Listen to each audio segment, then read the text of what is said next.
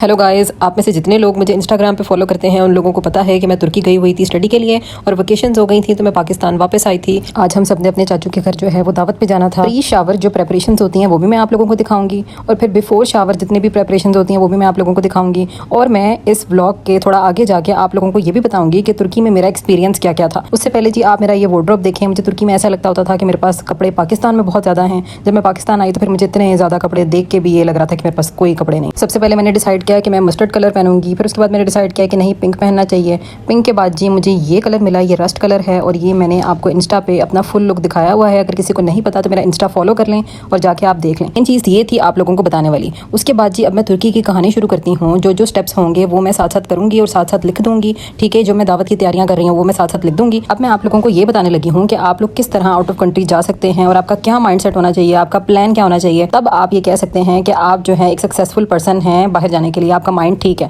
यानी आपका माइंड बन चुका है। सबसे पहले तो आपने ये देखना है कि आपका बजट क्या है। ज़्यादा से ज़्यादा पैसों वाली यूनिवर्सिटी भी हैं, कम से कम पैसों वाली यूनिवर्सिटी भी है। ठीक है, ज़्यादा से ज़्यादा महंगे कंट्रीज़ भी हैं और कम से कम महंगे जो हैं वो कंट्रीज़ भी हैं। मैं ये नहीं कह रही कि बिल्कुल ही सस्ता है सब, महंगाई तो हर जगह है। लेकिन मैं वो बात कर रही हूँ आपके लिए कि आप एक लड़की हैं, आपने अलोन यहाँ से ट्रैवल करना है तो आपको क्या क्या फेस करना पड़ सकता है या आपके लिए क्या बेस्ट रहेगा। अब आप लोगों ने ये सोचना है कि आपका बजट क्या है। जब आप ये देख लेंगे ना कि अच्छा ठीक है आपके पास कम से कम पैसे हैं तो आप कम से कम पैसे जहाँ लग रहे हैं वो चूज़ करें। मेरे पास भी मेरी माइंड में बहुत सारे कंट्रीज़ थे, यहाँ जाऊँ, अमेरिका है, यूरोप है, ठीक है, उसके बाद जी यूके है और पता नहीं क्या क्या है। ठीक है, चाइना मुझे जाना नहीं था क्योंकि वहाँ पे बिल्कुल फालतू मुझे लगता है सच्ची, यानी वहाँ ना जानवरों को खाते हैं। तो आपको पता है मैं बहुत बड़ी एनिमल लवर हूँ, मैं नहीं उनको जो है ना इस तरह देख सकती। ठीक है, अब मैंने ये सोचा कि कौन सी जगह बेस्ट रहेगी मेरे लिए। पैसे मैंने खुद नहीं लगाने थे, मेरे पैसे मेरे पापा ने लगाए हैं। ठीक है, अब मैंने अपने पापा का भी ध्यान रखना था कि उनके पास जितने पैसे हैं ऐसा ना हो कि मैं 40-50 लाख लगा जाऊं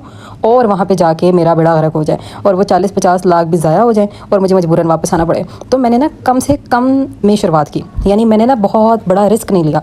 ठीक है, मैंने देखा कि ना तुर्की में बहुत कम पैसे लग रहे हैं। मैंने तो यही पढ़ा था 4-5 लाख में तुर्की चले जाएँ। ठीक है, मैंने कहा इसको उठाते हैं। अब जब मैं घुसी अंदर तुर्की को मैंने मज़ीद देखा तो जो मिनिमम फ़ी थी तुर्की में वो $3000 थी, उससे कम नहीं है अगर आपने इंग्लिश प्रोग्राम पढ़ना है।